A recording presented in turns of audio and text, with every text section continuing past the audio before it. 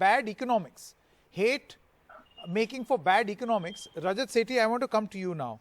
What do you have to say?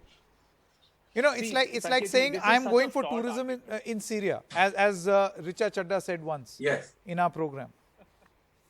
See, Richa Chadda very much, shops and goes out on spending spree in India also. So again, see, economic argument is such a flawed argument. If you start with an economic argument, if today you're making this argument and tomorrow if the economy is successful in getting those investments, would you say that the bigotry has gone down or whatever you're trying to pose it as a point here?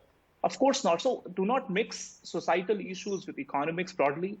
Yes, corporations feel the pressure when they directly step into the fault line. They are making a choice. They are making a choice to be part of the public discourse. When they make that active choice of being part of that discourse, they need to understand that there are going to be differing views, and you need to at least attempt to reconcile those things. If not, then you are directly going to get hit.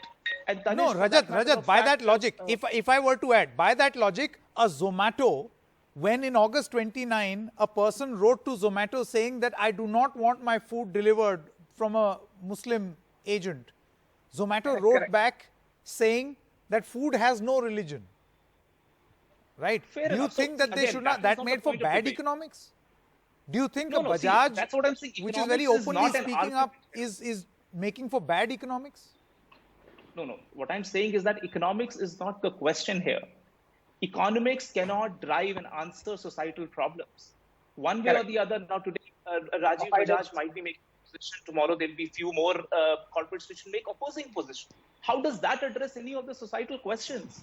See, you need to understand, even Twitter, Facebook, Mark Zuckerberg and Jack Dorsey, all of them are under constant pressure from the liberals also to constantly shut the conservative voices. We see that over and over again, and there is this big campaign that there will be no advertisements for hate. There'll be no sponsorship for hate. Fine, do that, but there will be counter attacks coming in from the conservative side also, because you are trying to unnecessarily cobble up economics. Okay, fine. I get your point. Rahul Ishwar, very quickly, and then Hindo. Just 2 lines. It's high time we nurture a center-left liberal ecosystem and a center-right conservative ecosystem. No, one moment. This is very complicated. Go slowly. No, this is the simple thing. What ecosystem? No, this is the most simple thing. No, this is just 1 line. This is the most simple thing. This was what Mahatma Gandhi did with a right-leaning Patel and a left-leaning Nehruji. This is what all nations of the world do with a Fox News on one side and a CNN on the other side. This is the real norm of everywhere. This is called political spectrum, which emerges from a philosophy concept of nature versus nurture. Let us encourage moderates of both spectrum and let us honestly address our pluralism. And please remember, questions of identity politics can never be solved by economics alone. We need to be honest with it, and from a Gandhian perspective, we need to deal in a soft Hindu manner to create a pluralistic society. Okay. Mr. Maheshwari and then Hindo. Anuja also wants to. Yeah, it so seems Anuja Chauhan seems to be I enjoying this conversation. I'll come back to you, Anuja. Just one moment. Yes, Mr. Maheshwari. Hello. Yeah, Mr. Maheshwari. Please go ahead. Yeah, I haven't heard everyone, but I must tell you, when I heard about responsible leadership, responsible political leadership is almost like an oxymoron.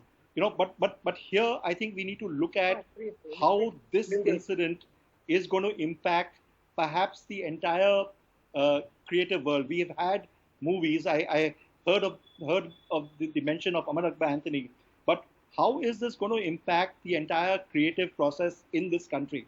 We've had a situation as a journalist who's worked in the 1990s, and one would talk fairly easily about Muslims and Hindus. After the Mumbai riots, we would always address Muslims as minorities.